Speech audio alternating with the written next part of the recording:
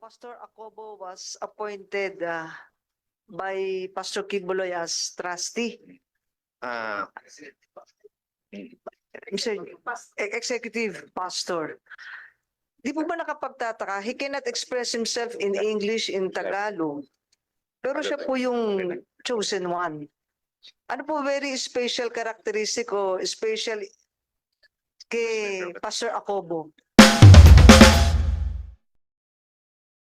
Ma'am, it's a management prerogative na ni pastor na siya ang mupili kinsa ang gustong mupuli sa iya, whether makasulti og English o dili. So it's That is Pastor the- Quiboloy's prerogative based on management skills, not dependent on the mastery or the art of speaking either in Tagalog or English. Thank you po, Mr. Chief. Thank you, ma'am. Okay, so are there any other questions for or against this measure? The Honorable Franz Sir Chair. Castro. Yung tungkol lang po sa SMNI, no? So, iba po yung sa KOJC, no? Yung mga trustee doon. And of course, with the SMNI. So, gusto ko lang itanong, Mr. Chair, dahil ang I mean, yung stockholder na KOJC, tama ba? Stockholder ang KOJC sa SMNI. And KOJC, Mr. Chair, is a church, di ba? So, church siya.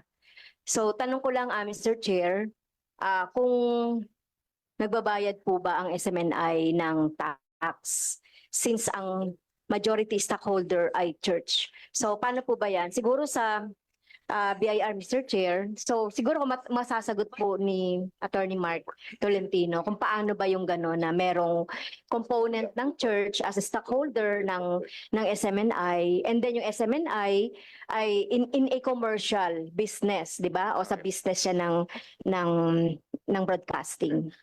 Mr. Chair, it is not the Kingdom of Jesus Christ who is the stockholder of Suarezug Media Corporation, but it is the executive pastor of the Kingdom of Jesus Christ, the name above every name.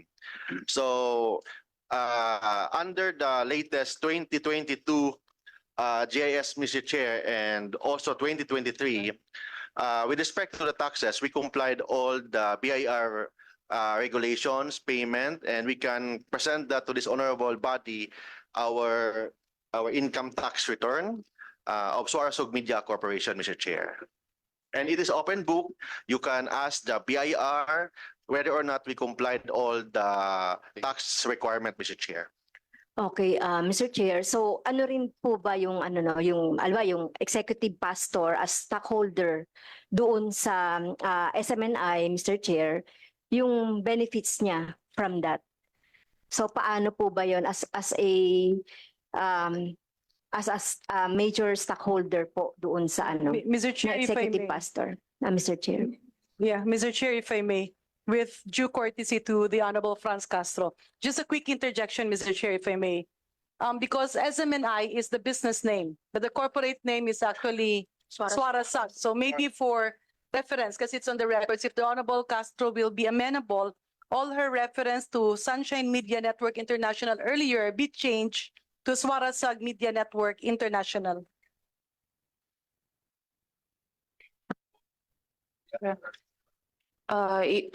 Your Honor, may I answer for the question of Honorable Castro? So as to KOJC, aside from being a stockholder of Suarezug, KOJC is also a block timer. So we broadcast spiritual programs through Suarezug, and in case there will be income, dividends may be declared and may be distributed to KOJC as a stockholder. But as of record, there are no dividends declared since based on the decision of the board of Suarezug. So, Mr. Chair, linawin ko lang, so ibig sabihin, so walang kinikita dito yung KOJC doon sa SMNI. As of the moment, Your Honor, KOJC has not received dividends from Suarasug. For Franz Castro. Any other question by any other member?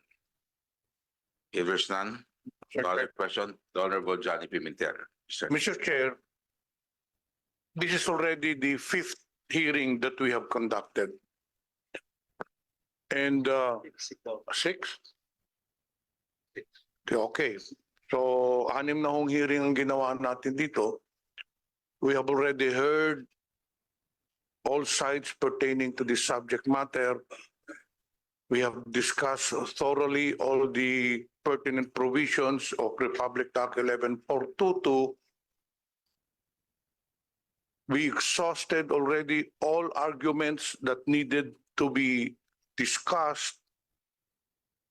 And Mr. Chair, of the 6 hearings that we have conducted, this committee, I believe, was able to establish violations of Suarasug to their franchise. And may I repeat what has been stated by the author, Representative Gutierrez. First and foremost, we have seen or we have established that they were in violation of Section 4, responsibility to the public, which we have already thoroughly discussed, which I will not discuss anymore.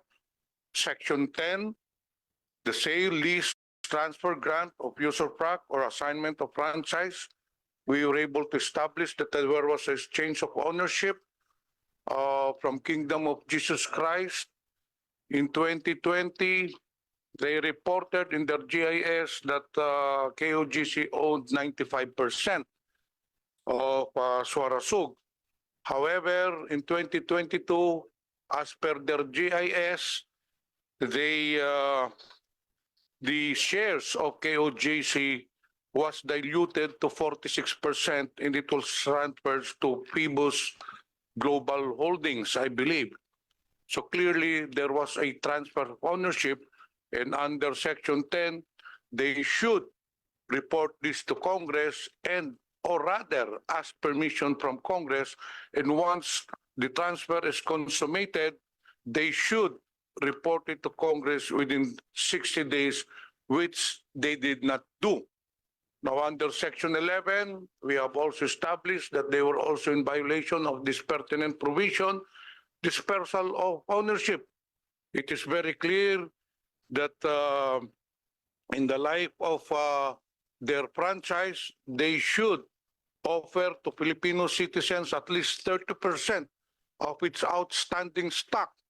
However, for the past 29 years on which they have been operating, not a single stock has been offered to Filipino citizens. And lastly, Section 12, which is the reportorial requirement. So, Mr. Chair, klarong-klaro ho, although of course, the legal counsels of Suarasug will oppose our findings. They have their own interpretation also of the law. But I believe that this committee has found sufficient grounds to revoke their franchise.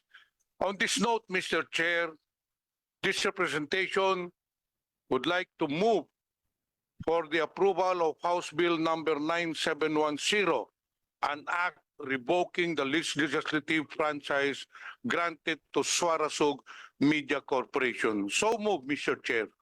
There's a motion. Approval of House Bill 9710. Any second? Second the motion, Mr. Duly Chair. seconded by the Honorable Pancho. Any objections? The chair in objections. House Bill number 9710 is approved as with no amendments.